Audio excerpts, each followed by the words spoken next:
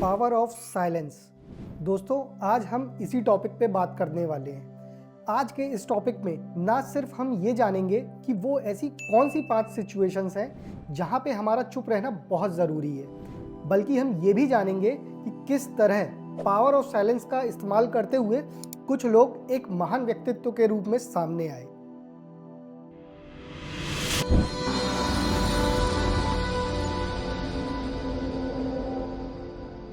दोस्तों, ये तो हम सब जानते हैं कि हमारे मुंह से निकले हुए शब्द एक प्रकार से कमान से निकले हुए तीर के समान होते हैं, जो एक बार निकल गए तो फिर वो वापस नहीं आ सकते। इसलिए हर वक्त बोलना, हर घटना पर रिएक्शन देना और अपनी बात बनवाने के लिए लोगों से बहस करना बिल्कुल भी ज़रूरी नहीं है। आप चुप रहकर भी अपनी बात मनवा सकते हैं और आप चुप रहकर भी अपना पक्ष रख सकते हैं। बस हमें इतना मालूम होना चाहिए कि हमें कहाँ बोलना है, कितना बोलना है और कब बोलना है, और कब हमें बिल्कुल भी नहीं बोलना है। इसी चीज़ पर अमेरिकन ऑथर मैंडी हेल का एक बहुत ही फेमस कोट है, don't waste your words on people who deserve your silence. ये कोट भी उनका पावर ऑफ साइलेंस की तरफ ही एक प्रकार से इशारा करता है। जी हाँ दोस्तों, साइलेंस एक ऐसी चीज़ है कि हम सही समय पे साइलेंट होकर अपने बिगड़े हुए काम बना भी सकते हैं और गलत वक्त पर बोलकर अपने बने हुए काम बिगाड़ भी सकते हैं। तो आज हम इस वीडियो में कुछ 5 सिचुएशंस आपको ऐसी बताएंगे जहां आपका साइलेंट होना बहुत ज़रूरी है। वहां आपको चुप रहना चाहिए, बिल्कुल भी नहीं बोलना चाहिए। फर्स्ट सिचुएशन, दोस्तों, जब भी आप गुस्से में हो कभी भी कुछ ना बोलें, क्योंकि हम सब जानते हैं कि गुस्सा एक ऐसा हथियार है जो हमारा होते हुए भी हमें ही नुकसान पहुंचाता है। और जब भी हम गुस्से में होते हैं उस समय हमारे मुंह से जो भी शब्द निकलते हैं उसके लिए आगे चलकर हमें रिग्रेट ही करना पड़ता है।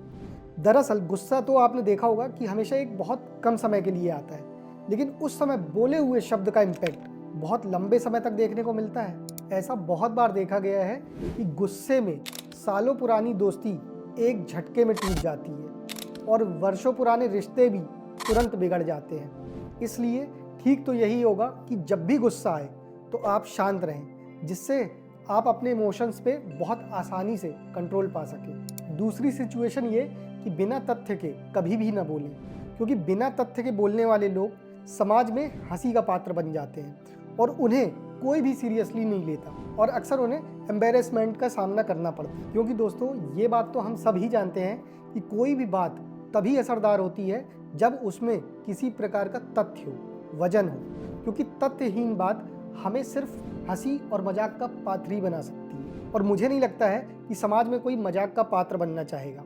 इसलिए ये बहुत ही इम्पॉर्टेंट है कि आप तभी बोलें जब आपके पास प्रॉपर फैक्ट्स हो, जिससे आपको किसी भी प्रकार के एम्बेरसमेंट का सामना ना करना पड़े। तीसरी सिचुएशन, ये हमेशा याद रखिएगा कि कभी भी ऐसे शब्द नहीं बोलिएगा कि जिससे किसी को ठेस पहुंचे, खासकर जब हमारे सामने कोई व्यक्ति ऐसा हो जो हमसे ज़्यादा कमज़ोर, निर्बल या लाचार हो।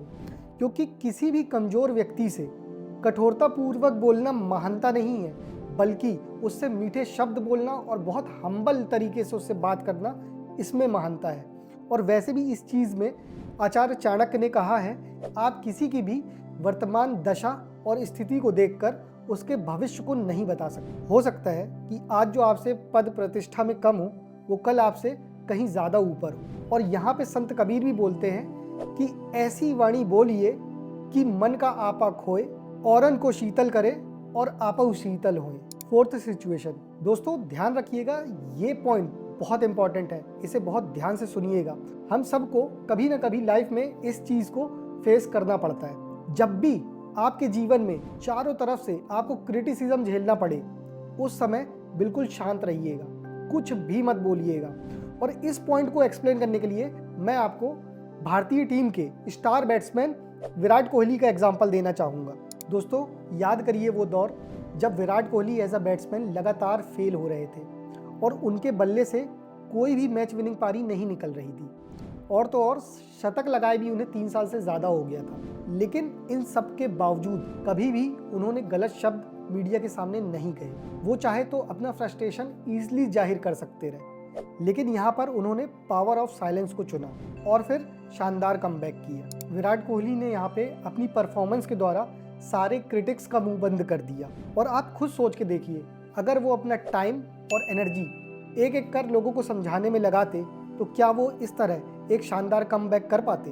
फिफ्थ सिचुएशन, जब भी कोई व्यक्ति आपके सामने किसी दूसरे व्यक्ति की निंदा कर रहा हो तो ऐसी स्थिति में आप बिल्कुल चुप रहिएगा। हम सब जानते हैं कि निंदा करना और सुनना दोनों गलत है, लेकिन ऐसी स्थिति में भी ज़्यादातर लोग ऐसा करते हैं। लेकिन ध्यान रखिएगा कि अगर कोई व्यक्ति आपके सामने किसी दूसरे व्यक्ति की निंदा कर रहा हो तो आप बिल्कुल शांत रहें, क्योंकि अगर आज वो आपके सामने किसी दूसरे की निंदा कर रहा है तो कल वो किसी तीसरे के सामने आपकी भी निंदा कर सकता है। तो ऐसी स्थिति में बेहतर यही है कि शांत रहें और उसकी हाँ में हाँ बिल्कुल भी ना मिलाएं। दोस्तों, ये पावर ऑफ साइलेंस ही है जिसने सिद्धार्थ को गौतम बुद्ध, नरेंद्र को स्वामी विवेकानंद और माही को महेंद्र सिंह धोनी बना दिया। आज तक जितने भी महान लोग इस संसार में हुए हैं उन लोगों ने अपने जीवन में पावर ऑफ साइलेंस की इंपॉर्टेंस बहुत पहले समझ ली थी और यही क्वालिटी हमें भी इनसे सीखना चाहिए। तो अगर मैं इस पूरे वीडियो को एक सेंटेंस में समराइज करूं तो यही कहूंगा कि take care of your tongue like the way you take care of gold and silver.